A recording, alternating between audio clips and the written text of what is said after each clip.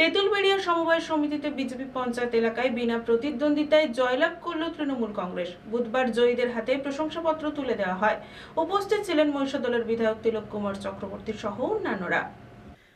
বছর ঘুরলেই বিধানসভা নির্বাচন। 21শে জুলাইয়ের সভামঞ্চ থেকে 26এর বিধানসভা নির্বাচনের রণকৌশল এক প্রকার জানিয়ে দেন তৃণমূল সুপ্রিমো মমতা বন্দ্যোপাধ্যায়। বিধানসভা নির্বাচনকে পাখির চোখ করে দলীয় কর্মসূচিও জানিয়ে দেওয়া হয়।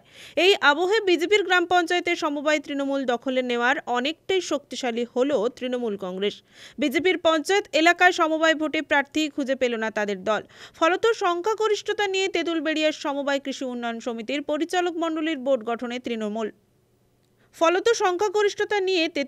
সমবায় কৃষি উন্নয়ন সমিতির পরিচালক মণ্ডলীর বোর্ড গঠনে তৃণমূল।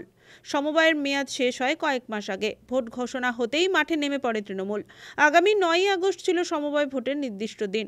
ভোট হওয়ার আগেই মনোনয়ন পর্বে বিনা প্রতিদ্বন্দ্বিতায় জয়ী হয়ে বোর্ড গঠন করে পথ প্রশস্ত করছেন তৃণমূল প্রার্থীরা। বুধবার জয়ী প্রার্থীদের হাতে প্রশংসাপত্র তুলে দেওয়া হয়। এই দিন দলের জয়ী প্রার্থীদের অভিনন্দন জানালেন মহিষাদলের তৃণমূলের বিধায়ক তিলক কুমার চক্রবর্তী, ব্লক তৃণমূল সভানেত্রী শিউলি দাস, জেলা পরিষদের সদস্য পূর্ণেন্দু জানা সহ অন্যান্যরা। এই সমবায় ভোটে মোট আসন 52টির মধ্যে মনোনয়ন পর্বে তৃণমূল বিনা প্রতিদ্বন্দ্বিতায় জয় করেছে 42টি আসনে। ফলে সংখ্যাগরিষ্ঠতা নিয়ে এই সমবায় বোর্ড গড়তে চলেছে। এই দিন প্রশংসাপত্র হাতে পাওয়ার পর জয়ী প্রার্থী মালা পরিয়ে সবুজ আবির মাখিয়ে অভিনন্দন জানিয়েছেন।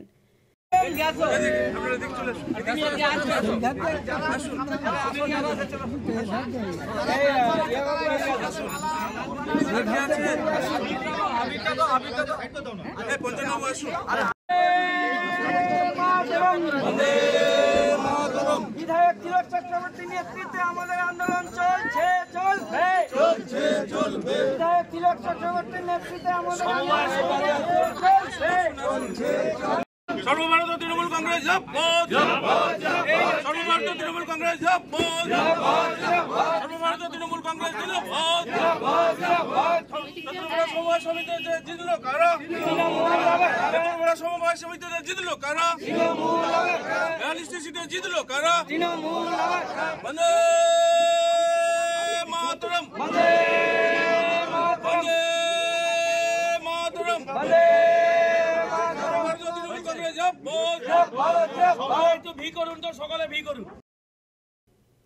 রঞ্জন মাইতির রিপোর্ট, খবর পিসিবিএস।